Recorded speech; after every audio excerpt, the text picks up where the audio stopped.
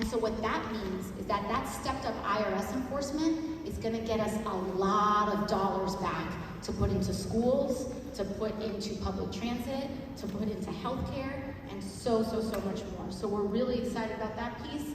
And then the next thing that we passed was a 15% minimum tax rate on the wealthiest corporations in the United States, which are often the wealthiest corporations in the world. And so we really need to be going after that, because that's, a lot of times people say, how are you gonna pay for this? How are you gonna pay for that? And sometimes it's not, sometimes the answer is not just about raising taxes. Sometimes it's not about raising taxes. Sometimes it's just trying to get people to pay the taxes that they actually rightfully owe now, that they aren't paying. And so we've got some big wins in there as well. The next big update that we have has to do with DACA. And so for our students or in our families that are impacted by, who are dreamers or impacted by DACA, very recently there was a very disturbing ruling that is making its way through the courts. And as we know, the way that the Supreme Court has been ruling has been very disturbing and impacting almost all of us in one way, shape, or form. And so one of the initial rulings that we're seeing is that one of those lower courts has declared DACA unlawful. Now, because the courts go through a system, there's a ruling, you can appeal it, the next guy up can then, they can overturn it. It can work its way up all the way until it gets to the Supreme Court. So while this isn't necessarily final, what we think is that this sends a signal as to how the Supreme Court might rule on this.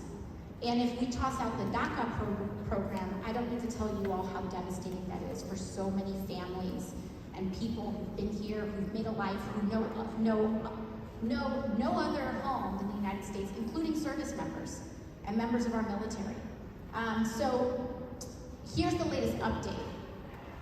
Despite that ruling, current DACA recipients will not lose their protections, and they can still presently apply for renewals. Very important for us to know, because sometimes people will see a headline and they give up, and we don't want people to fall into an undocumented state when they are presently documented just because they saw a headline. So if you know someone that's impacted by DACA, or if it's just information you want to share, they will not presently lose their current protections, and they can apply for renewals. But what this means is that we in Congress need to act right now. So Congress has recessed for the month of October, so I'm here all month, thankfully. I'm here all month, as opposed to 1 week here, 1 week in DC, according to the vote schedule. And so I'll be here all month, but once we reconvene after the midterm elections, one of the things that I'm going to be pushing for is during this quote-unquote lame duck period, we need to get action on the DREAM Act, and we need to finally get action to protect our DACA. So that's something that we want to make sure that we do. Sorry, can you all hear me in the back? Okay, cool. So we want to make sure that we do that.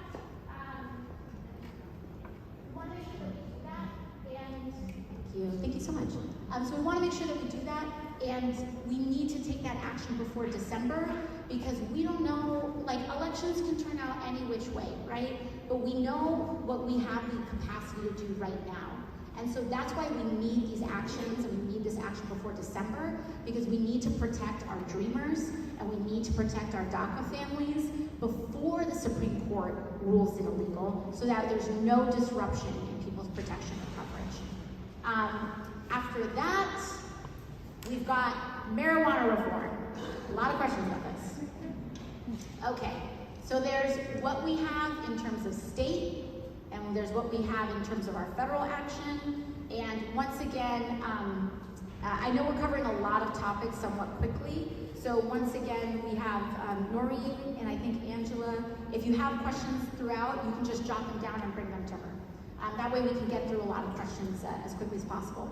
So with the President's Marijuana Reform Executive Order, I want to be very clear about what it means, and I want to be very clear about what it doesn't mean, because I don't want anyone to get in trouble, and I don't want anyone to think that something's going to happen when it's not, okay? So I'm looking out for you all. First, federally, What the president's marijuana-related executive order does is that it issues a pardon for all people who have been convicted of a simple marijuana possession charge. It is limited specifically to simple marijuana possession charges, not intent to distribute, not any other type of related charge.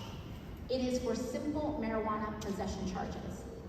A pardon is not the same thing as expungement, okay? So that's one of the things that we're pushing for.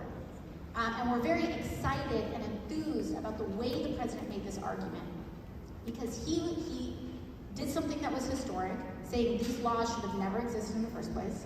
They were unjust, and they're very frankly often targeted and had a disproportionate racial and class impact in their enforcement. So admitting a wrong. In doing so, he pardoned all of those people. Some things, what that pardon means is that that charge and that conviction may still be on a person's record federally unless it is expunged. However, as many people may know, prior convictions can be a huge barrier to employment, housing applications, and so on. And so that pardon can be a broad, it can very much help a lot of people appeal any denials of employment or housing by saying the president pardoned this. Like this is, it creates some wiggle room there. But what we are advocating for, and he also calls on states to pardon state-level offenses. So the president only really has the ability to pardon federal offenses, federal charges, but it's really up to our governors to pardon state-level charges. And the vast majority of these types of convictions are state level. So that pressure and that example from the president is precedent setting. It's important, but we need to keep pushing to get the job done. So what does that plan look like? I actually currently have a bipartisan bill in Congress with a Republican representative from Ohio, Dave Joyce, and we actually have co-authored the HOPE Act a while ago, which would help us fund and provide the budgets for state-level governments to expunge people's records. Because the difference between a pardon and an expungement is that with a pardon, the charge can stay on your record, but it's kind of like, there's some grace here. With an expungement, that whole prior record, that whole conviction is completely erased from your record as though it never happened. And so your application never gets flagged, you don't get denied for housing, you don't get that right off of the bat. And so expungement is really the gold standard that we want for so many communities that were unjustly harmed and targeted by this. But this is a very encouraging first step. The second thing that the president did in his marijuana executive order, which is also very exciting and powerful, exciting depending on your opinion, I'll preface that, is that he has directed the Secretary of Health and Human Services, Secretary Becerra, to review the scheduling of marijuana. That marijuana is currently scheduled as a Schedule I drug. So the way that marijuana prohibition and cannabis prohibition works is less that there's a federal law that bans marijuana explicitly. It's that marijuana we have federal laws regulating and outlawing Schedule I drugs. And so there are several schedules of drugs, Schedule 1, 2, 3, 4, and the higher the number, the less severity there is, but it is something that's being watched, right? So sometimes, for example, certain pharmaceuticals can be controlled substances, etc. And you need special regulations to get it and whatnot. Marijuana is currently listed as a Schedule I drug. Schedule I drugs are not allowed to receive federal funding for research. Schedule I drugs carry some of the most punitive charges, period, when you violate laws around Schedule I drugs. Schedule I drugs are things like heroin and other sorts of very highly controlled substances. Some of my work in Congress has actually been trying to get a lot of those substances either rescheduled or descheduled, because there is now emerging medical evidence showing that in certain circumstances, these may actually be substances that have, when administered clinically and therapeutically, can have profound positive impacts on people. So, relatedly, two of those substances have been psilocybin and MDMA, which have been shown in very limited clinical studies outside of the United States or private studies funded inside the United States to be one of the only options, one of the only effective options for people and veterans or anybody with treatment-resistant PTSD. So people, for example, who are on the brink of taking their own life. There have been some initial studies showing that psilocybin and MDMA is one of the only effective treatments after they've tried everything else. But we can't fund these studies if they're Schedule I. We can't learn more about the potential benefits of it if it's Schedule I. So marijuana is a Schedule I substance. So when the president says, I am directing the Secretary of Health and Human Services to deschedule or reschedule, to review the scheduling of marijuana, what they're saying is that they're either going to lower that on the list or they're going to take it off of the list entirely, which then paves the path for the either decriminalization or legalization of marijuana federally and nationwide. So we're very, I think it's something that's very close to home for our district, because we also represent Rikers Island, and really making sure that we end the legacy of the war on drugs. And for me personally, for you all to know as your representative, what my advocacy is to shift substance misuse out of a criminalization mindset and out of a criminal response and into a public health response. Because you look at things like the opioid crisis, the fentanyl crisis, this is a public health emergency. No one should be in jail for this. We need to be in hospitals for this. We need to have a public health response to this. So we've got that there. And then let's see, the next thing, student loan forgiveness. We got a lot of questions on this. I'm sure you all will have a lot of follow-up questions on this as well.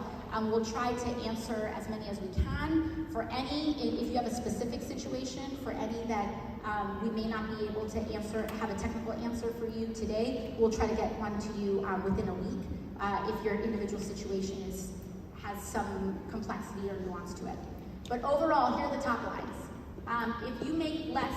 If you as an individual make less than $125,000 a year, or if you as a household, you and your spouse combined, make less than $250,000 a year, you are eligible for at least $10,000 in student loan forgiveness and up to $20,000 if you received a Pell Grant, which many people in our community have.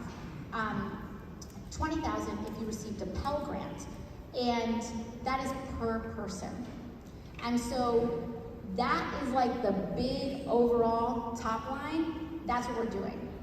Now I was also digging into some of the provisions, and I was sharing with Community Board 4 last night actually, that we have found some hacks and workarounds here in how you can double your family's amount of student loan forgiveness. And here's how. If you took out student loans for yourself, and let's say you got a Pell Grant, you're eligible for $20,000 in student loan forgiveness. What a lot of people don't know is that if your parent took out a Parent Plus loan to help you pay for your college, they can get $10,000 to $20,000 in student loan forgiveness too, which would then take the costs incurred from $20,000 to $40,000 of student loan cancellation, and ease that burden on your family. So we're really excited about that, and we're very thrilled that that's been able to put together. In terms of the timeline, this month the application should be launching. If you are impacted by student loan forgiveness, you can pull out your phone right now and go to studentaid.gov and sign up for their newsletter. I'll say that again. Go to studentaid.gov,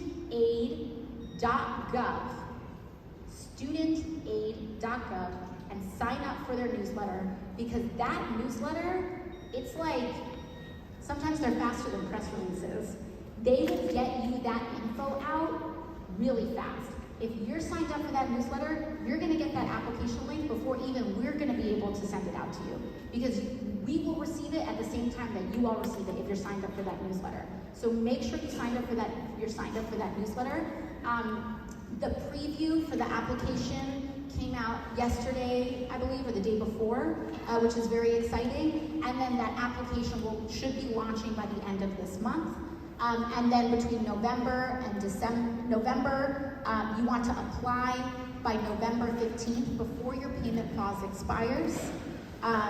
Don't let payments turn on if you're eligible for student loan forgiveness. The other thing that a lot of people don't know is that if you made payments during the COVID moratorium, that's almost 2 million people in this country. If you made student loan payments to your federal loans during the COVID moratorium, and your forgiveness would otherwise cover those payments that you would have made, you can get a refund. You can get a refund. So not only will your balance be wiped, but you'll get money back into your account that you had paid out in the last 2 years. So I want to make sure that everybody gets all of the money that they are eligible for. Don't leave any of it on the table. It belongs to you, and that's this is what we're doing. And so we want to make sure that you apply for a refund if you're eligible. Make sure that you apply for all these other things. We also have the public student loan forgiveness waiver, and that's the other one that you want to apply by October 31st.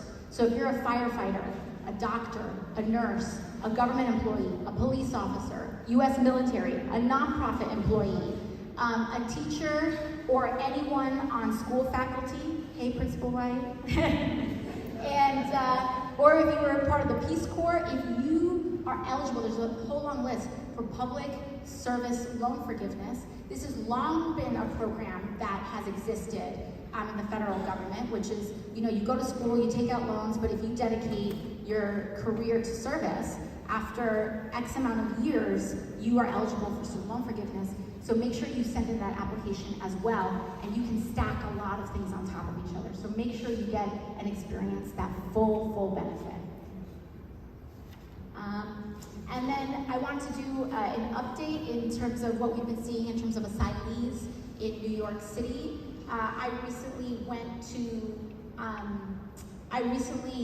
to one of our shelters in one part of our district.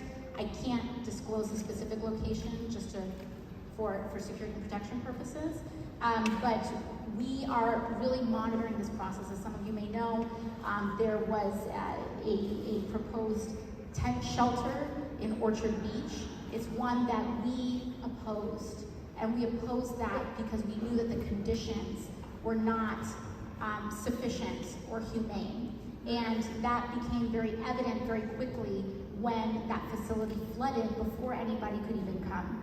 So we have been in close communication with the mayor's office in making sure that we get the federal resources necessary, because if some states don't want to do their job on that, that's fine, but then those federal resources should come to New York City, and those federal dollars should come to a place that does want to take care of folks. And so, if we're taking on the responsibility, then we need the financial support in order to do that. But we're very, we are very closely monitoring the situation. We've had some very positive developments that we have heard recently. I have been working with the mayor's administration, encourage the mayor to apply for a HUD loan, or a HUD grant program, which is Housing and Urban Development. And so the city has been moving forward with the application for a Housing and Urban Development grant for emergency housing purposes. We believe that, there's no secret, we have a housing crisis in this city. And there's a lot of ways that we need to respond to it, because we need more housing, but we need that housing to be for us. It shouldn't be for Wall Street. It shouldn't be for people who are trying to squeeze us for every single dime for rent. And we need to make sure that this city is affordable.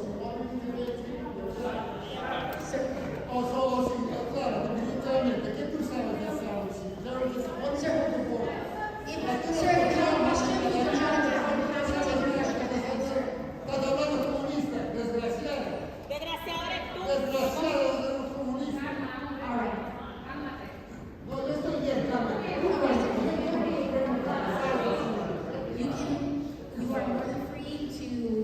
make yourself known during the public Q&A session, but we just have a lot of information we want to serve our community with, and then we'll move to that. So we'll make sure that you get that, okay? So we've got that, and then, but here's the core issue here, because there's a lot of myths around our community of asylees. Because New York 14, this is our community, right? Our community is 50 to 60% immigrant. That's our congressional district right here. This is us, right? And so, one of the things that we want to do is that we also know that there's a lot of myths around what happens here, correct? There's a lot of myths around this situation. And one of those myths is that people are just showing up with nowhere to go, nowhere to be, that they're completely dependent on public systems. But you would actually be surprised that an enormous amount of people who are coming here to join their family. They have an aunt, an uncle, a cousin, etc. And in order for them to be settled, we need to make sure. I'm happy to answer your question, sir.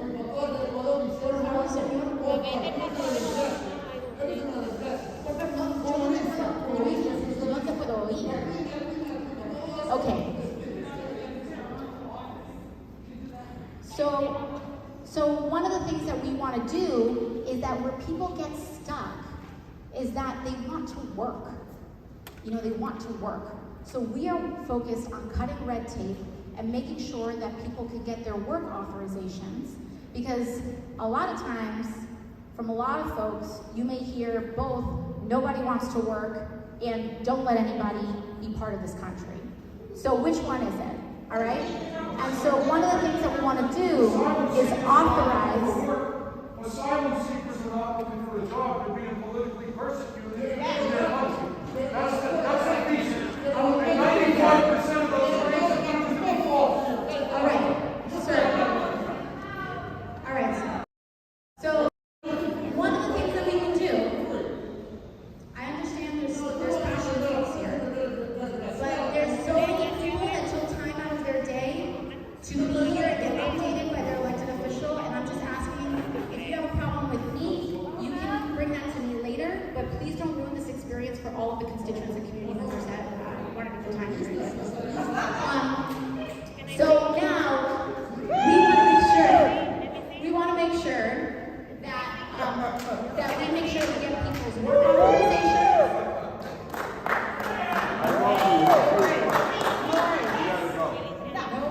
I love you. You're cute, but you gotta go.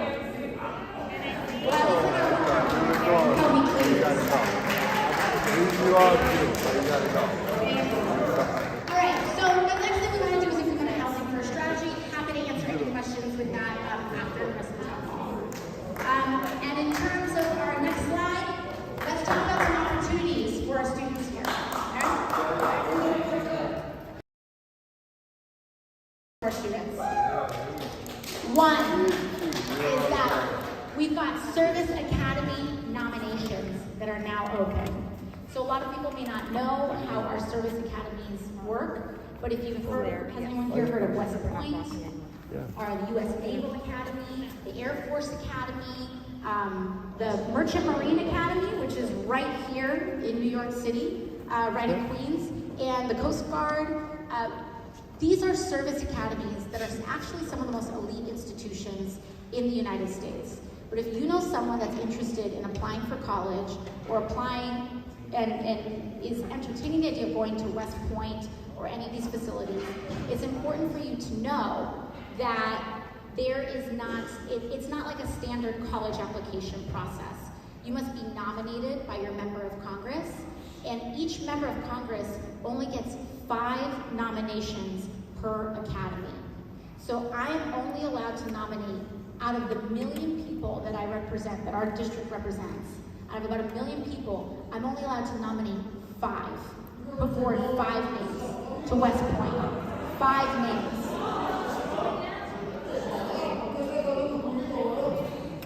5 names to West Point, 5 names to the U.S. Naval Academy, 5 names to the Air Force Academy, etc. So our community, what we do is that we have a community committee made up of former service members, and graduates or people affiliated with service academy institutions that go through all of the applications in our community, and they will, through that stack of people, they will say, from our experience in military service or other service, we believe are nominees that we should put forward from our community. I'm very proud of the work that our community has been doing, and we've nominated very excellent candidates in the last several years, to the point that we actually sometimes get compliments from the admissions team saying, wow, the talent that you all have here in the Bronx and Queens is really been spectacular. So if you know a young person that wants to entertain this opportunity, just make sure that they get on that process now, because our nomination process is now open. The next opportunity is the Congressional App Challenge. So if military service is not a young person in your life's cup of tea, we also have Congressional App Challenge for all of our budding developers, web designers, and more. This is a national competition. We have actually had people very successful from our community apply and submit their entries. And it has been really spectacular, and this is a very distinguished honor to be selected to win for your district, and also potentially to just exemplify oneself nationally. And so if you have a young person that wants to go to MIT, RIT, or any other school or institution, this is a really great, important accomplishment that they can put that feather in their cap around the college application process. Additionally, we have our internships for our district office are now open. As soon as from day one in my time in Congress, all of our interns are paid, period. We started at $15 an hour, and we just gave our interns a raise to $18 an hour. So you don't have to worry about any unpaid internships happening in your name. They are all done, and we prioritize recruiting for those opportunities locally, making sure that people from our community are first up for these opportunities. But our internship program spans both Washington, D.C. and right here in our district offices in Queens and the Bronx. So that is an opportunity that's available to a lot of people, and it's not just high school, it's also college age and beyond. So we've got that, and please apply by November 1st. And so we've just got a couple of weeks left. That is for the winter session. Our internship applications are for the winter session, so we'll be reviewing the applications next month in November. And I don't know if Noreen or if anyone from the DA winter date, when does this December? And when does it last until? Pardon? Okay, February. So this would be for the intern class going from December, January, and February, that 3-month class. So make sure that they apply.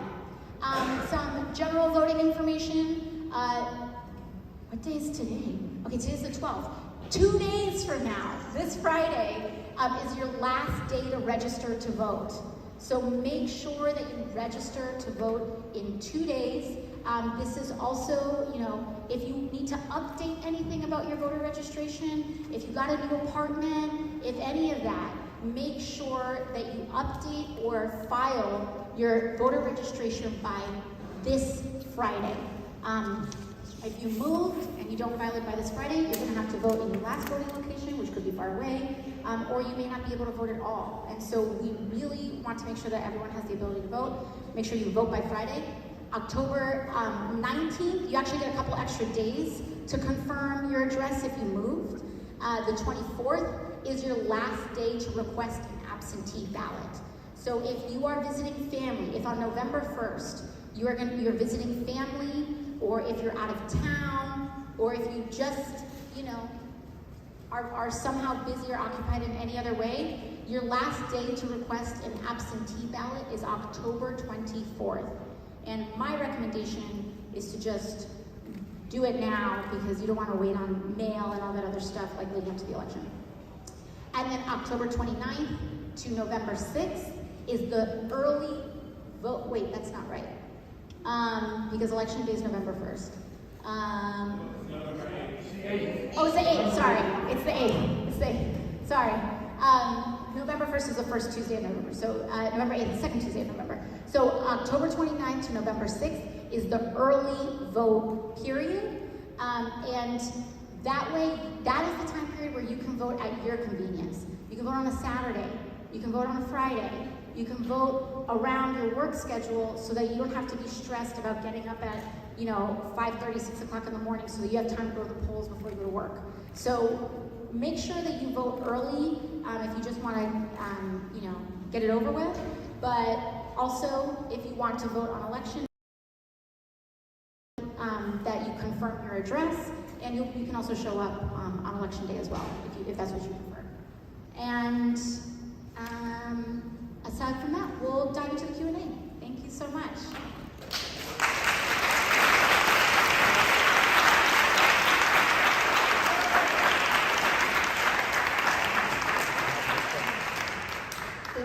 Thank you for your remarks, Congresswoman. We will now move to the Q&A portion of our town hall. I will call on the constituent with the question, and my colleague Michelle will pass the microphone to you. The first question is from Jasmine from Parkchester. Can you raise your hand, Jasmine? Okay. The next question is Gary from Dog's Neck.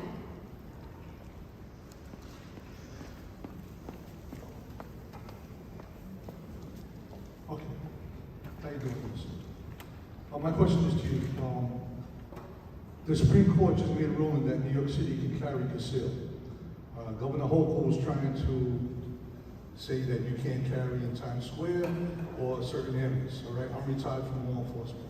So Supreme Court upstate just held a ruling that she can't do that right now. Do you believe that New York City citizens can carry, good citizens can carry concealed weapons? So, in terms of your question, I think it's important to just delineate a couple things. The Supreme Court ruling is with respect to the way concealed permits can be applied for and regulated. Concealed carry. It's not the same thing as overturning concealed carry laws overall, or it's not the same thing as nullifying them. It is striking down the way that the state has regulated concealed carry laws, which has been one of the most aggressive in the country, and the public health data has tracked alongside that. It does not outlaw municipal regulation of firearms, and even in private regulation of firearms. So for example, businesses still reserve the right to say you're not allowed to be in here. The mayor still has the right to declare certain sensitive zones, like Times Square in your example. That's a constitutional issue. So that is about the application for concealed carry. And so that's really what's been regulated there. What my belief is that I believe personally that New York City is far too densely populated a population for us to allow guns to be roaming the street. We already have too many guns on the street. And that's a violation of the Constitution. You swore an oath to uphold. And respectfully, my stance on the Sixth Amendment is the term. And respectfully, and I acknowledge this may be a place of difference. This may be a place of difference for some, but in my view, the Second Amendment also discusses well-regulated. And founding fathers did not know that automatic, semi-automatic machine guns were capable. Founding It fathers. shall not be infringed, period. And well-regulated, Shall sir. not means shall not. And so here, we have two different sides of our debate, okay? I'm not here to convince anybody that's already convinced. What I'm here to do, in your spirit as a representative, is be transparent about the positions that I do hold. And I'm just gonna say, my mind here, I'm frankly, you know, we cannot have, we already have this insane amount. I don't know if you've heard of the iron pipeline. This iron pipeline into New York City, where all of the deregulated states, all these guns that are killing our kids right now, they're coming from Georgia, South Carolina, Ohio, Pennsylvania, Indiana, all these states that are unregulated are the ones, and fentanyl too. And I actually, so thank you. And you know, honestly, this is also why we want to have people write down questions, because we want to respect the order here and the folks who came in to show up and engage. But that's the answer. You may disagree with it, you know, and there are going to be areas where we may disagree. I hope that there are areas that we can find a place where we are going to agree. But my job is to be transparent. I'm not going to pander. I'm not going to try to pretend that I have a belief that I don't have. I want to be forthright and let you know that I believe that in what we've seen with so many kids mowed down, that we need regulation in this country, and that the NRA.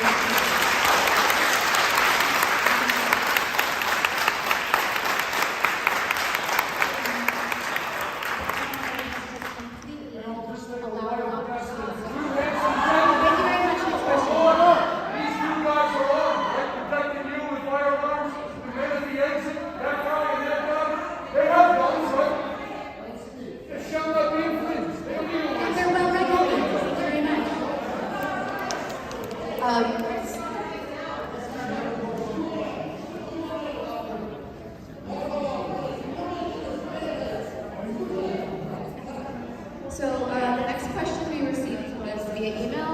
How can you empower our deaf, disabled, BIPOC youth community to get more involved in government? Okay, thank you. So we received this question via email, and I think it's very important.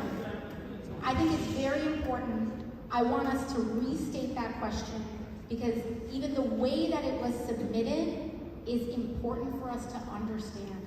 This question was emailed to us. It was emailed to us, and if you haven't noticed, this right here is our live streaming phone, so that folks who may have that may have accessibility needs or are of different disabilities are able to participate in our processes. So, thank you so much. And so there are so many members of our community who may be deaf, hard of hearing, or have physical disabilities that prevent them from getting all the way over here. We don't want to exclude them from participation in our public processes. So our question, Angela, was the question, how do we get young people with disabilities to be more engaged?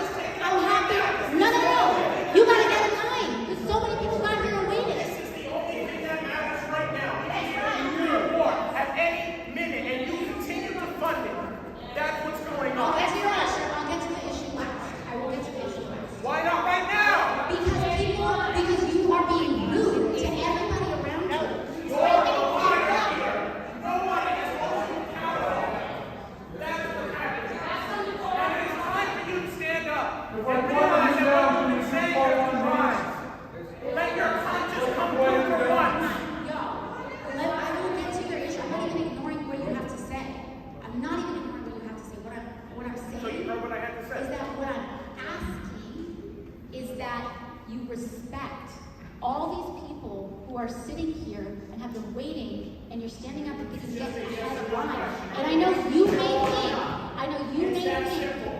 sir, of course I'm against it. Then let's pause.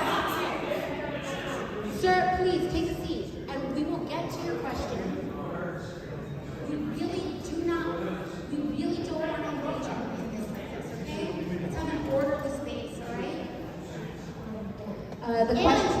And I have to say, all these folks are yelling over a person with a literal disability trying to ask a question to our town hall. Please don't yell over our neighbors with disabilities that are trying to access this space like basic decorum. It's not about ignoring your question. It's about respecting those who have come. The question was, how can you empower our deaf, disabled, BIPOC youth community to get more involved in government?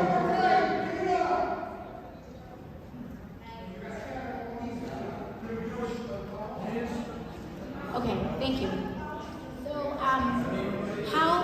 can we repeat that question? I'm sorry, Angela. It's just people keep yelling over our neighbor with a disability, and I want to make sure that they are heard. So the question was, how can you empower our deaf, disabled, BIPOC youth community to get more involved in government? Thank you. I think a lot of please be polite. I think a lot of what we're talking about in terms of disability access, one of the things, first of all, is that we have COVID. And COVID has been a very stark event that I think raised a lot of issues around disability and accessibility. And we also learned a lot of things during COVID that have actually helped us get better. So for example, even our ability to live stream our town halls and make sure that we provide closed captioning and other kinds of access. The first thing has to be that it's not, I don't want to be out here and say it's all on people with disabilities or young people to just advocate and fight for themselves if their government isn't reaching out to make sure that we create an inclusive and proactive space for them. So the first thing happens with that invitation, and even just the way that we are conducting this event with accessibility for people watching at home is very important. And so I think that's part of the first step of encouraging that issue. But the second thing is, I always say that the most important thing is for what's going on in our backyard. And a lot of times people think that, advocating for that ramp is so small and it doesn't matter in the big sense. But I will say that a lot of the local engagement inspires our federal action. And when people are fighting for something that may seem small in our own backyard, it helps us learn, oh wait, there's no actual guaranteed federal protection for this. Like people are fighting for this ramp or people are fighting for this level of accessibility because we don't have a federal protection for that. So I really think it's important to organize in our backyard, and even, it's really about the details. And also know that our office is open and it is available through all forms of contact, whether it's a physical visit, a call, or an email, a typed email. Because this is an official level activity, I can't really engage in unofficial or kind of campaign electioneering activity. And so I don't want to cross that line since this is about getting engaged electorally or overall. So, but I definitely encourage people to advocate for those needs because it helps us learn and figure out how we can better represent overall in Washington. The next question is from Jose from Pelham. If you want to raise your hand.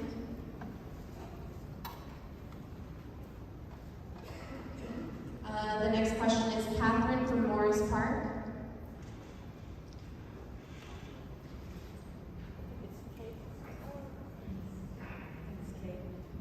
Yes, I think that election reform and improving the election process and making sure that we protect it are two of the most important issues that we face today. And the Bar Association of the City of New York, which is one of the most prestigious bar associations in the United States, has organized a task force to examine these issues and to try to propose legislation on the subjects. And I wonder whether you would commit to working with them to propose legislation that will address these problems because they're among the most important we face today. Yeah, absolutely. Thank you so much. I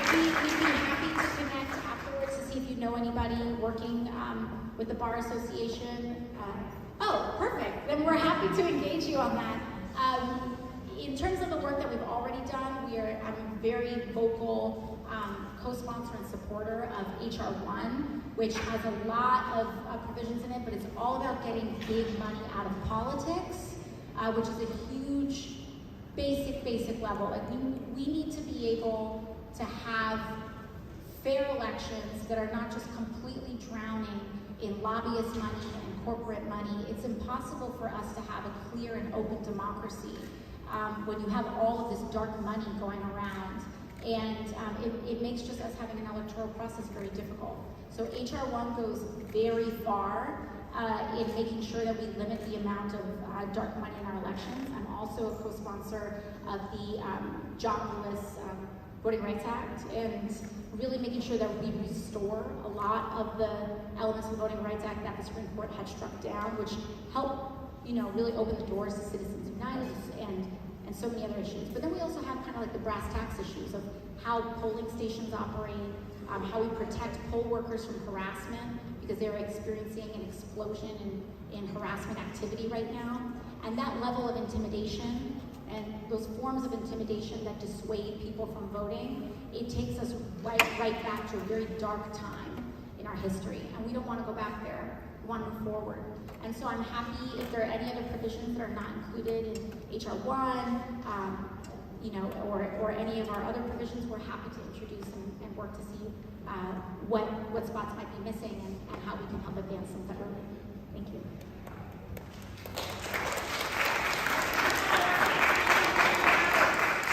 The next question is from Helena Hart.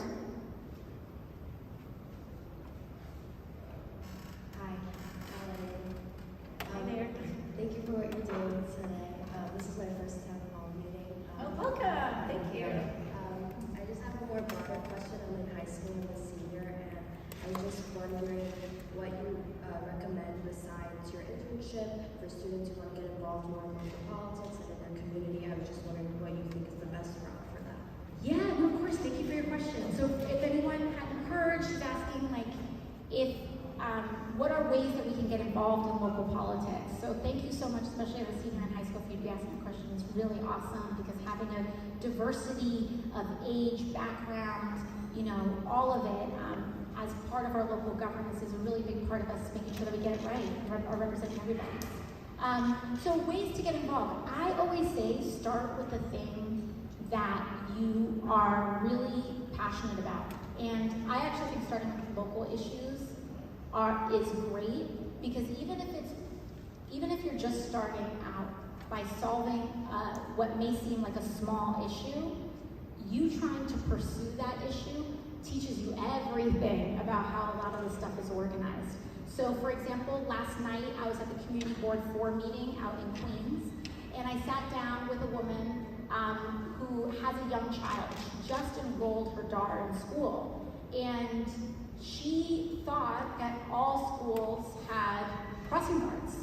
And she was so shocked and surprised to learn that her school didn't have a crossing guard, and her school is near a high traffic area. It feels dangerous to her, and it doesn't feel like as safe of an environment. So she wants to get a new crosswalk and crossing guard put in. And so I met her because she came to the Community Board 4 meeting to try to figure out, where do I ask this? How do I figure this out?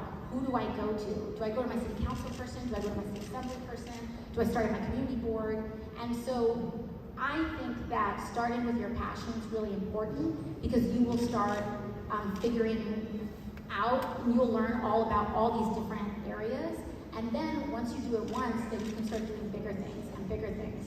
So sometimes getting engaged in local politics is not really, and I think this is a good thing, it's not all just about like the partisan rancor that you see on TV, but it's about how we actually change our backyard and how we make things better for all of us.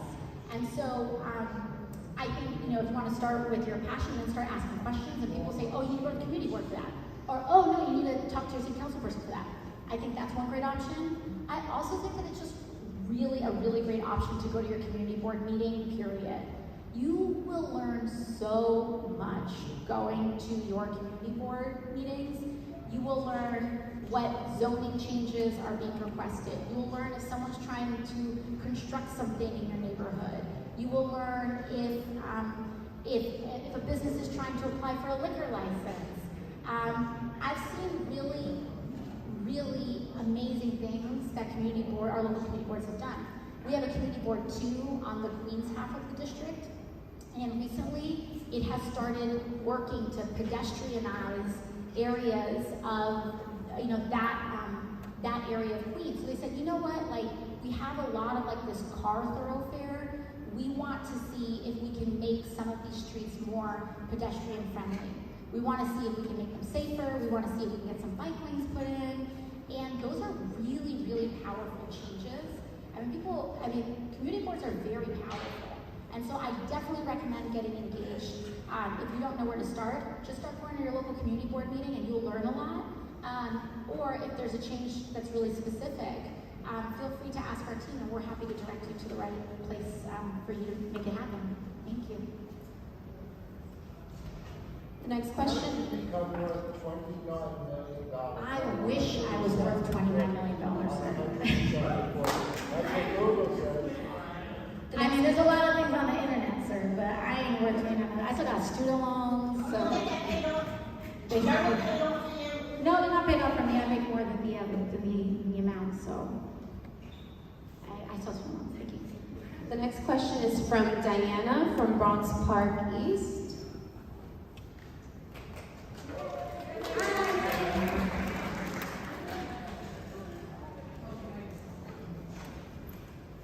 So our local post offices are all understaffed, and we had a community association meeting last night where a clerk from the post office came to beg us to speak with you.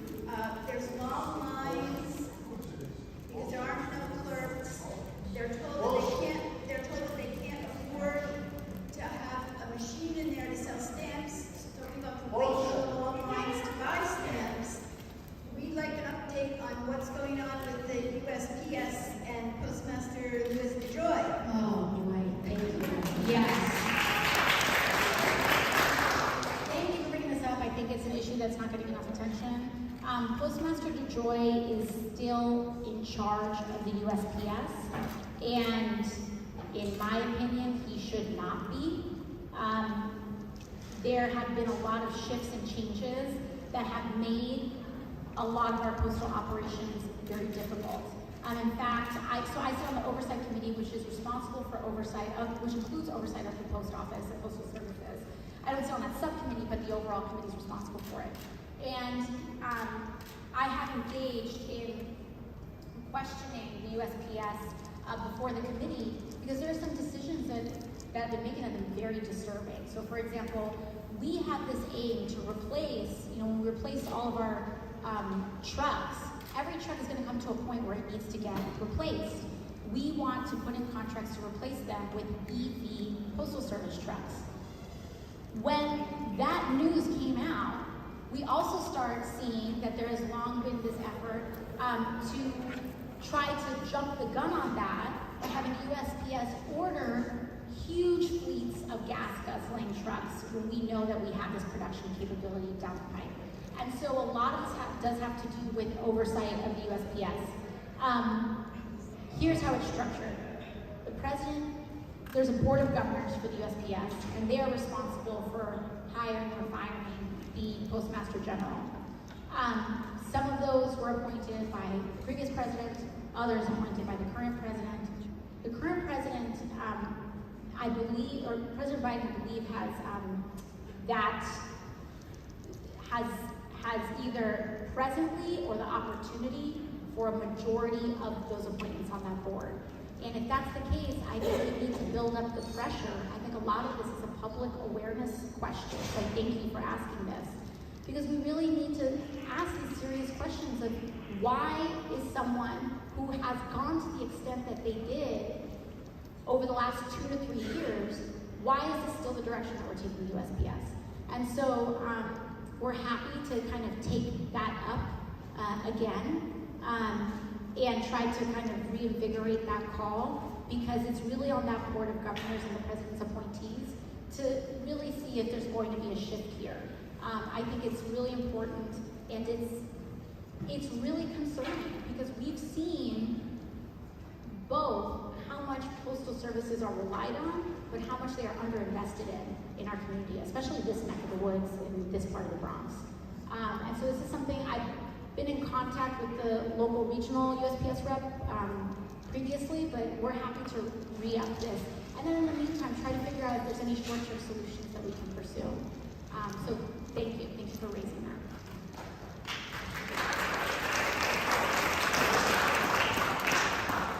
And I believe this is our last question. I'm sorry, second to last question. R. Patterson? Oh, and if you could please just speak clearly into the mic so that we can, the live stream can hear. Thank you. Everybody hear me? So, you mentioned earlier. I'm sorry, sir. I know they can hear you, but folks online may not. So would you mind talking to the mic? Thank you. There you go. Can I grab my ear? So, you mentioned earlier the asylum seekers and some issue with trying to find jobs.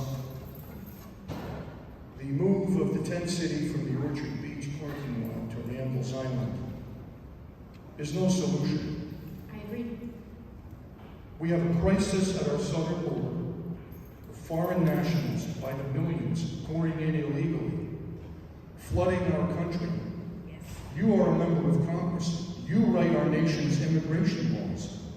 These people who are so-called seeking asylum were waiting in Mexico while their claim was being reviewed, because 95 out of 100 of them are found to be not being politically persecuted in their home nation. They're simply economic migrants, which even the UN does not acknowledge as a legitimate reason for a foreign national to enter another country illegally. What are you going to do with our immigration laws to secure this southern border? And by the way, I look at the map of District 14, where I worked for many years in the fire department. We used to go to heroin overdoses. Tragic. It's 10 times that now with the fentanyl. We lose a Vietnam's war worth of young American lives every 6 months. 50,000 Americans in the nation overdose on this communist Chinese synthetic heroin, chemical weapon poison known as fentanyl. What are you going to do about that? Thank you. Thank you, ma'am. No, thank you. Thank you for the question. And thank you, for submitting the question and sharing it when you were called. I appreciate that. And I know a lot of our neighbors do as well. So I think there were maybe two questions here. I'll start with your latter one about fentanyl and opioids. This is very clearly something that has been an issue, and the sources of those have been multiple, right? But this is also why we have very critical investments in scanning technology in our ports, because when we look at where a lot of these things are coming in, a lot of them are coming in our ports, and a lot of the source of this can be large transit, large capacity vehicles. So we want to target the issue and how it's coming in. We need to be very precise about where that is happening. And that's where we have made investments. We have to continue to make investments in making sure that we're scanning and are assessing our ports responsibly. When it comes to people, the way that those substances enter are often different points of entry than where people enter. It is legal to claim asylum at the United States border. It is legal. It is legal. It is legal. It is legal to claim asylum. Now, what is very important is that I also want us to be very real about the macroeconomic position that we are in. Let's be very real about this. We have other developed countries like Japan, South Korea, etc. And they have experienced profound economic drawbacks and a demographic crisis including stalled growth, because they do not have a workforce large enough to sustain their elders. And the United States, one of the only reasons that we have been able to have a different fate than that is because we are a country that welcomes immigrants. Because we do not have the capacity right now to pay and continue to pay and fund for Medicare and Social Security and continued economic growth and creating more jobs without immigrants. There's no way to make that math work. And so when we talk about the question of undocumented people, my priority is by opening legal pathways to citizenship and making sure that they are documented. Because this idea of a line and waiting in line, that's not how our immigration system works. And a lot of times that line is 10, 20, 30 years when, as many people have seen, we have profound labor shortages, which can then amount to supply chain issues. And really, the investments that we make as a country, we need to have people and a workforce that can fill them. And if we close, quote unquote, close this border, which there's no, I mean, this idea of an open border or closed border is like, this is like a Fox News thing. Like, the border is a very different construct than how it's presented. And so what's really important to know is that we need our immigrant neighbors. We need them just as much as they need us. And I want to make that very clear from a macroeconomic perspective. Because when we have parents or when we ourselves are aging and we need people who are our home health care workers, who are our school aides, who are our crosswalkers, without immigrants, they don't exist. Without immigrants, we age alone. Without immigrants, we have no care. Without immigrants, we do not have the support that we need. Because this is New York City. This is who we have always been. Look around this room. Every single one of us comes from somewhere. And we can't just close our eyes and pretend that people who are coming here for new opportunities are any different than the Italian Americans or Irish Americans that came here in 1910 and 1920. These are different things. And we need to understand that we are so much more similar than other people would have us believe. Without immigrants, our economy diminishes, if not collapses. And you would be surprised because, and here's where I'm willing to criticize my own team, okay? Because y'all know I'm equal opportunity about that. You want to know one thing about doing things the proper way and whatnot? The Biden administration right now is so far below their refugee and asylee acceptances. We're supposed to be at over 100,000 this year alone. We're under 60. And when we talk about what's happening with Ukraine and Ukrainian refugees given asylum, we have not treated our Afghani brothers and sisters in the same way. We have not treated our South American brothers and sisters in the same way. And the United States has contributed historically to regime change in Latin America, which has listed and been part of the multi-decade contributing factors as to why people are at our southern border right now. So we have a lot of work to do. And I agree, we don't want to have these crises, but we need to also assume responsibilities for our contributions to them. And we also need to understand that this idea that there's a line and doing things the proper way, if we don't want people here undocumented, or some people say illegally, then we should document them. That's it. You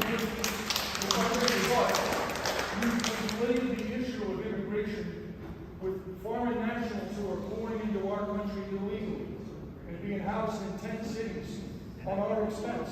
When we have an immigration process, which I embrace immigration, my own heritage at some point includes immigrant ancestors who came through Ellis Island legally. I have the documentation for that at home. They didn't flood in from God knows where. We don't know who these people are. We don't know where they're from. This is going to be 2,000 single males, either in Orchard Beach or Randall's Island. This is insanity. This is not, excuse me. You make our immigration laws. You're a member of Congress.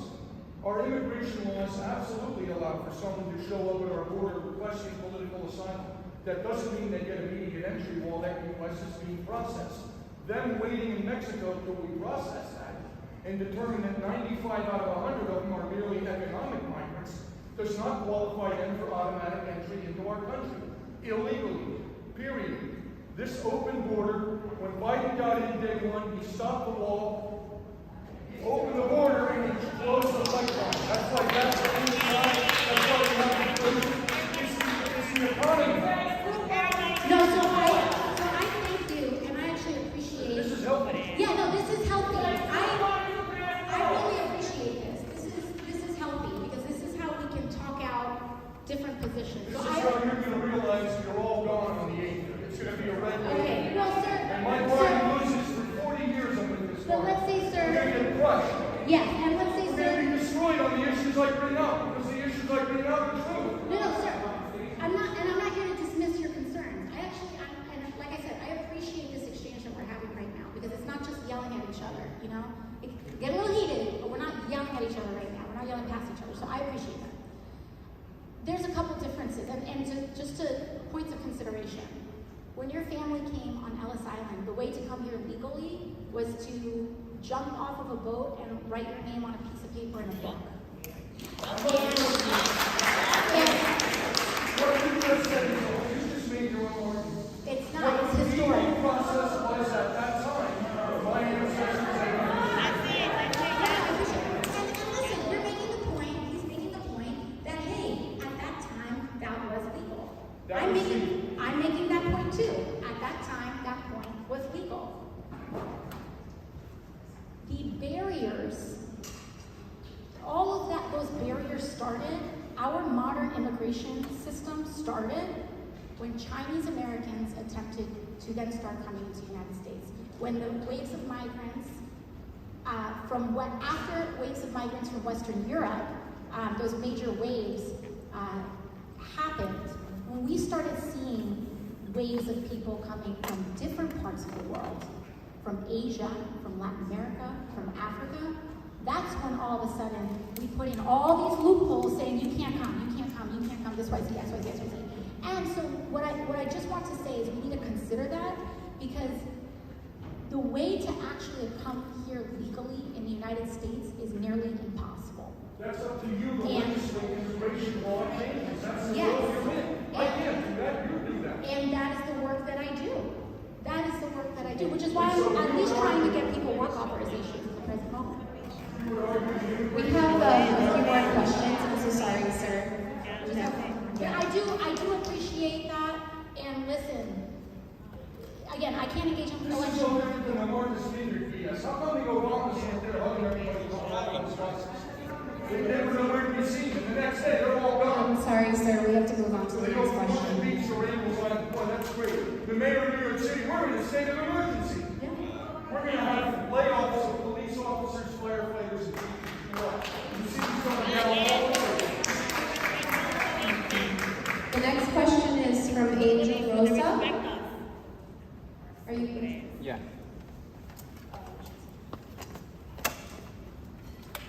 I recently wrote a new question, so thank you for your work, first of all. And my question is, since you got into Congress, have you been satisfied with the progress the U.S. has made so far? Well, I'm never satisfied.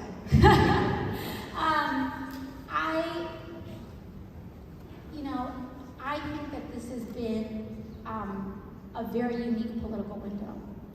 I'm very frustrated by the stalling of what we've been of what we should have otherwise accomplished in the Senate. I believe that, and I've said this before at town halls, I believe that Senator Manchin and Senator Sinema's, which again, my side of the team, right? I don't think that we should divide ourselves into like two camps or anything like that.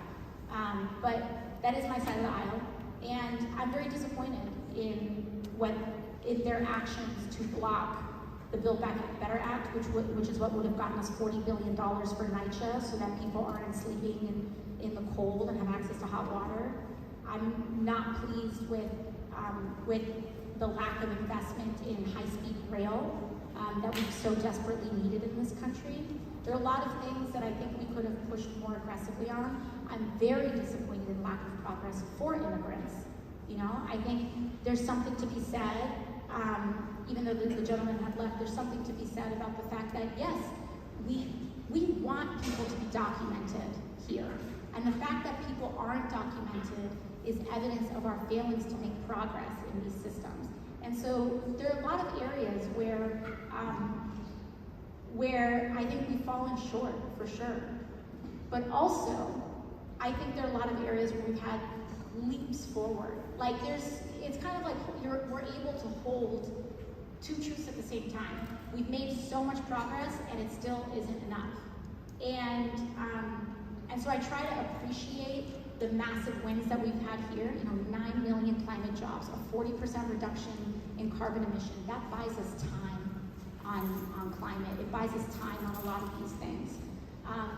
But there's a lot, every day I wake up and we don't have guaranteed health care in the United States of America is a disappointment. I'm not gonna, it is. Every day we wake up and we continue to give subsidies to the fossil fuel industry is a disappointment. Every day we wake up and there isn't a truly just, viable path to citizenship for people who come to our shores, just like our ancestors did, unless you come from certain backgrounds, is a disappointment. Every day that we don't raise the minimum wage, we're so past beyond $15 right now, and that fight started 10 years ago. I don't even want 15 anymore. I want 23. So every day we wake up and those things aren't a reality, I'm annoyed, more than annoyed, but I'm gonna try to keep it PC here. But at the same time, I think one of our biggest enemies is not actually our opposition, or not who TV tells us our enemies are politically or whatever. I think our enemy is cynicism. And when we don't take stock of the huge leaps and bounds that we have made, we're gonna give up too early. And I just wanna tell you all how this has been in the last 4 years, just in terms of movement. The entire conception that public safety goes just beyond our criminal justice system. But what goes into safety is our ability to access mental health care. What makes us safe is our ability to not be afraid if we're gonna be evicted the next day and out on the street. What makes us feel safe is our confidence in getting a good education for free or for a very low cost. That is just as much a part of safety. And so that shift in that conversation is monumental. It has happened so quickly, so fast, in such a short period of time. And we're starting to see a lot of this progress on local levels. The amount of progress and conversation we've had about infrastructure, the idea that our infrastructure can go so far beyond cars, but our roads can actually be for us to walk on and walk on safely, or that we can actually, all these people say, you can't. People said the New York City subway system was an impossibility, and then we did it. They said Amtrak was an impossibility, and then we did it. And so a lot of things that people say are pipe dreams, are impossible, are possible. And, I'm here, and my job is to be, a lot of my work is to be frustrated. Right now, y'all wouldn't believe, I have a suspension bill, basic bill, that allows the VA to recruit healthcare providers, doctors, nurses, and so on, at HBCUs and minority-serving institutions to solve two problems. One, we don't have enough VA doctors and health providers overall, so this expands the amount of institutions that we're able to get more doctors from. And the second is that we have a very diverse population of veterans, and having a diverse population of healthcare providers help us meet people's needs, as we've seen from the Black maternal mortality crisis. That shows what happens when people get it wrong. And so, you wouldn't believe, because this is the most simple thing in the world. Let the VA recruit at HBCUs and minority-serving institutions. I have a Republican on it, but now all of a sudden I have Republicans fighting me on this, right? Sometimes a lot of my job feels like the DMV, right? Way harder than it should be. But so that we don't all have to be at the DMV, you know, and that hopefully we're able to get more and more people on. So is it slow? Yes. Is it frustrating? Yes. Is it hard representing an underserved community? Absolutely. After COVID, I would be talking to some of my colleagues, and I was like, hey, you know, what did you do during your time in quarantine? And people were like, I baked bread, I fostered dogs, I wrote a book, you know, all these things. We were at Elmhurst and Jacoby every day. It was like a crisis every day for 2 years straight, right? It doesn't feel, you know, different communities have different needs. So yeah, it's frustrating and it's really hard, and we as a country, you know, seeing this media apparatus, seeing this political establishment apparatus navigate us to unjust outcomes is really, really hard to see. But I also know that I'm just one person in this. And I know that I'm working alongside each one of you all. And even if it's not at the same level as me, like, you fighting for that crosswalk matters. You working to make our community safe matters, because it helps me navigate our resources. We were able to get almost $500,000 to Jacoby Hospital because folks, thank you. But not just for the hospital overall, but because everyday people in the community said, let's test to see if we can use a community program to bring down reoccurrence of violent crime. And you know what we found? They did wild things that would be on Fox News and like all this stuff 24/7, right? Are you crazy? They hired people who came out of Rikers, who had, you know, made mistakes in their life, sometimes really bad ones. But when they served their when they served their debt to society, they left, and if they rehabilitated themselves, they said, just give us a small test, hired them, because the only person that can, you know, one of the people who are most equipped to mentor a young person out of that life is someone who's been there themselves and gotten themselves out of it. And so, yeah, you know, making a decision or investment like that, are you serious? Are you really going to compensate? You can see the spin already. But you know what we found? We said, what if we moved, just for a small population of people, the response to a violent incident, just for some people, out of a jail and into a hospital, into an ER unit. So what they do is that when someone comes in with a stab wound or gun violence or domestic violence, they're automatically flagged for the SVD program. They not only get an ER physical physician to make sure that they're stitched up and okay, bring them back to physical stability. They are called in social workers. They are called in mentors, because they know that the greatest time that a person wants revenge when violence was committed against them is within 48 hours. So psychological intervention in that time is key. And what have we found with just that $500,000? That reduction of reoccurrence of violent crime in that population we've tested has decreased by over 50%, more effective than any other intervention that we have on the books. And so, you know, it doesn't make the headlines, and it can be really frustrating, but it might sound kind of corny, but when we have people who call our office and we get them their $30,000 in Social Security back pay, or we help reunite a family. We had someone from the South Bronx last term. This father had been here his whole life, knows no other world. He was on a plane to be deported to West Africa. We were able to get him off the plane and reunite him with his family. And so that stuff matters, and it keeps the gas in the tank to keep going. Have we done what we wanted to do? Have we accomplished all that we wanted to accomplish? No, but we also acknowledge that a lot of this struggle is lifelong. And we're never gonna get there, because I'm never satisfied, because once we get that thing, then it's like, what's the next thing? And what's the next thing? But thank you for your question. Wait, was there one more? Yes, our last question is from Kimon Kinsey. Kimani, sorry.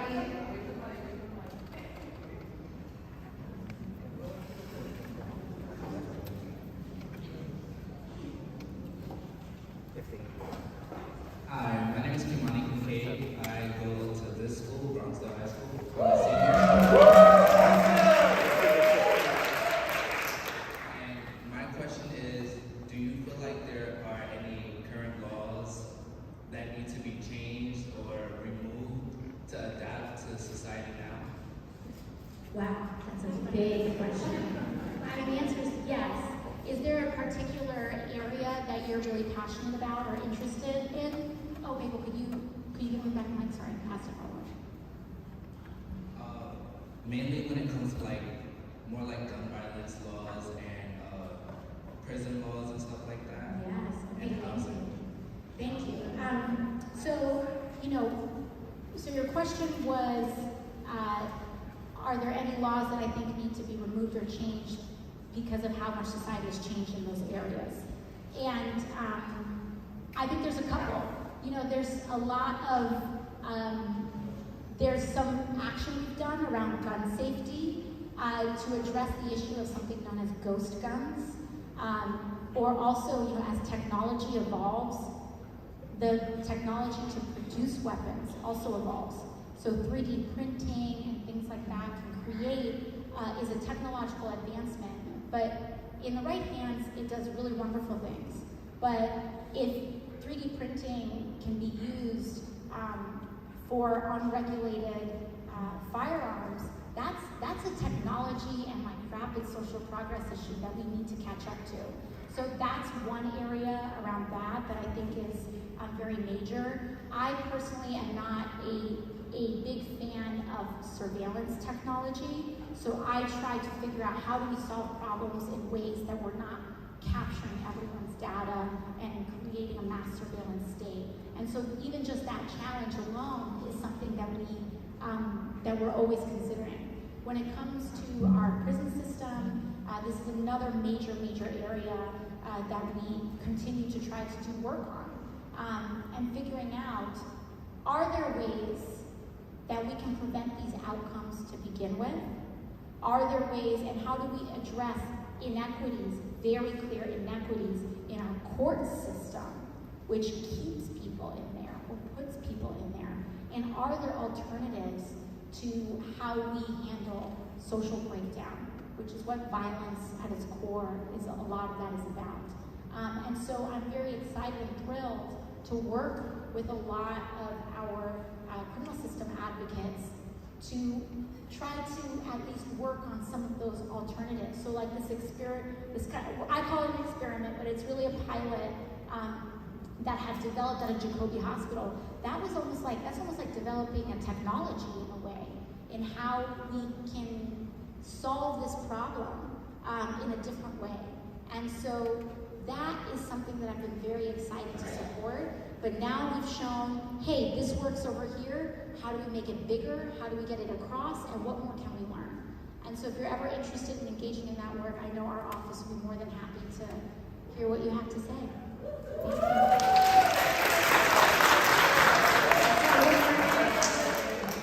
Okay, we'll do it. They're going to be mad at me. We'll let you go.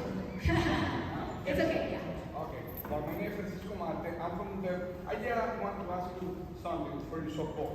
I'm from Bodega and Small Business Association, the Bodega and Small Business Association, and I get very good relation to work together with the NSA, the National Supermarket Association.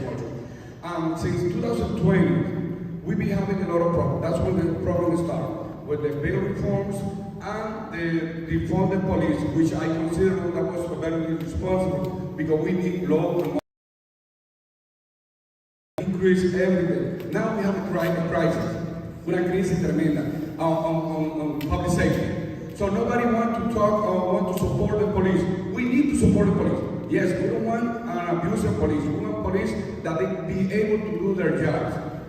Even ourselves, we have a campaign that says we support the community and the NYPD. We need a better relation. So, the bodegas and the supermarket, we be losing a lot of money with shoplifting. Why? Because it's no consequence. So when our losing a lot of money to what? A lot of money with the shoplifting. Shoplifting, you know, shoplifting. Stealing. All right, I'm sorry. Okay, stealing. So it's no consequence. They don't want to put charge. And we asking to the Alvin Bragg, Clark, none of the DA, they want to press charge against them. I was the one who bailed out Jose Albas, the guy, the store owner that he defended himself. And now that's the problem that we have. We have so much violence. No one is respecting the law. Everyone feels like they can do whatever they want because there will be no consequence. And we've been seeing that and we see the working class, how afraid they are to go to take the train, to take the bus to go to work. And all of the store owner, how afraid they are when someone comes and they grab some and they just turn a little virus. We let it go because we don't know if they got it armed, if they got it guns. So we need our officer-elect to understand that their first duty should be the public safety of their community, of their constituents. But nobody has done it. Almost no political, they are like afraid to tackle that. And it's a huge problem. And then I will ask you, what should be policies to support and ask the DA, please press charge to all of those criminals. And remember, the criminal start with a little potato chip that they steal. If it's no consequence, they're gonna come for more. And that's how we create a monster that is a criminal and in turn to be a tragedy, as happened to Osea. Thank you. Thank you, I appreciate that. I think there's a lot that you had shared, so I want to make sure that I address some portions of this. First and foremost, I think there's a lot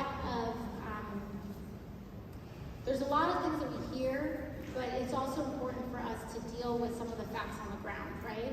And so I think we all may have different opinions in how we deal with the problem, but let's at least look at some of the basic facts on the ground, and then we can have a conversation there. First, I want to acknowledge that you and I have the same goal, which is making sure that people do not experience this violence, this shoplifting, any of it to begin with.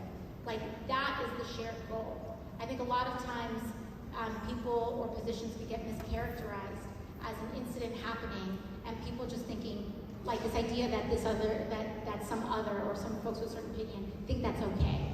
And like, we're just going to just like let it happen, right? That's not what the situation is. But some of the facts on the ground, right? We hear on TV a lot about budgets going up and going down. And from what you hear on television, you would think almost every police precinct in America has had a reduction in funding, when actually almost the opposite is true. So in terms of the actual dollars that are allocated vastly, in the city and across the country, these dollars are not, they may be allocated differently between departments, but the overall budget, over $11 billion, is enormous. It is more than other municipalities spend. I'm not here to convince you whether going up or down is the right thing to do. What I'm saying is that we are trying this approach, right? And we've tried this approach from the 90s to 2000s to now. And what the data is bearing out is that the level of funding does not necessarily correlate tightly with solving the problem.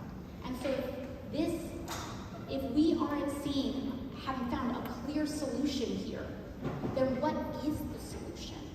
And that's what we're trying to come together as a community to solve.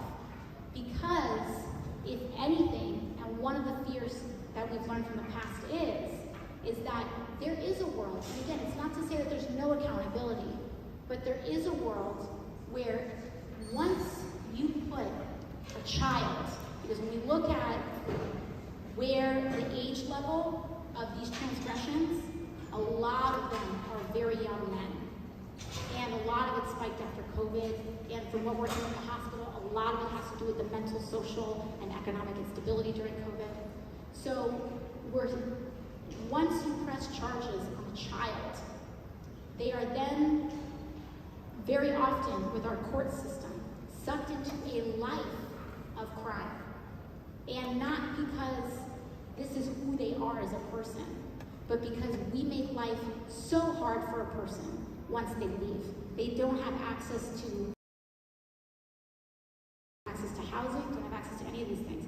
And listen, like, I'm from here, and I grew up knowing young men who sold drugs because their mom worked at McDonald's and they paid $7 an hour, and they were gonna get kicked out of their home, and you're 15 years old, and you don't know what else to do, and so you know, all of these conditions lead you there.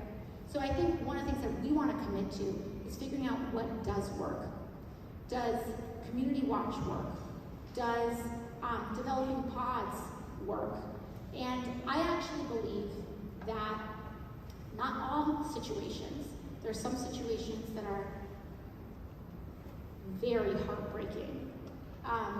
But with even smaller level things, they build up to bigger and bigger things, as you said. So how do we intervene at the smaller level in a way that is not taking a kid out of school or forcing someone into unemployment so that when they come out, they're even more incentivized, or putting them into an asocial system where they actually learn violence, learn other modalities of violence when they're in that place and come out and sometimes are even in a worse position to rehabilitate coming out than going in. And so that's the problem I think we're trying to collectively solve. And I am more than happy to engage with you and engage with some of our community advocates to try to test new approaches and systems. And you'd really be surprised sometimes things that do seem soft can actually be profoundly effective. And a lot of this is also on all of us too, because I walk around my neighborhood and I see a lot of teenagers out. And also when we defund our youth employment program, so kids don't have jobs during the summer, and they're kind of like hanging out, like there are many different approaches and solutions to this problem.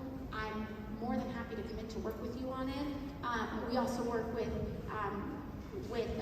a lot of our bodega owners in the Yemeni community as well. And so we're more than happy to connect and figure out, like, maybe we can try things that do work. Because especially with young kids, like, once your mom finds out, once your teacher finds out, woo! And a lot of times, a lot of these children are lacking that oversight. And a lot of times kids act like this because they don't feel like anyone cares about them.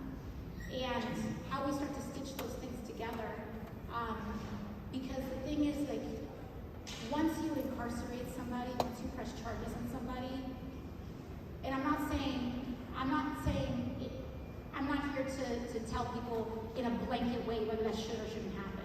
What I'm saying is that the consequences of that sometimes yield the opposite result, which is now a person can't get a job, now they can't get housing, now they're really desperate, and it can escalate from there. Sorry, so just to be mindful of everyone's time, we're going to have to wrap up. Thank you.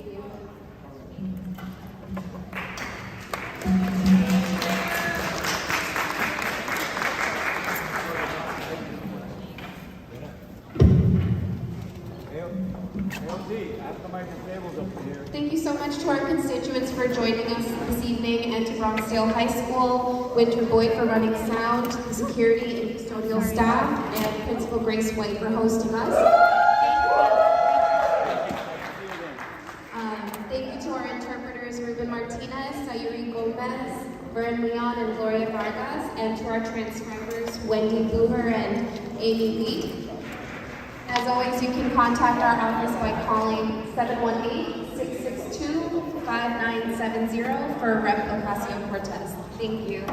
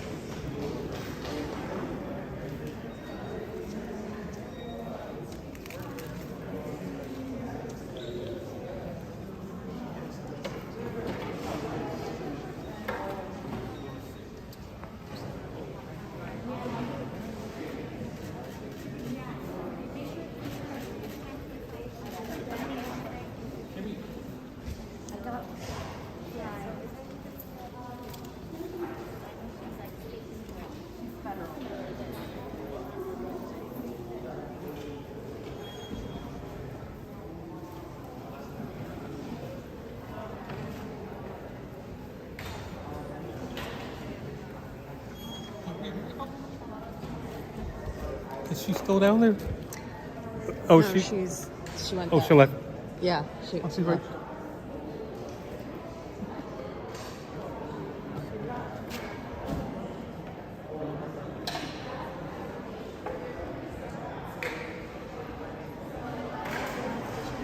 Oh, cool.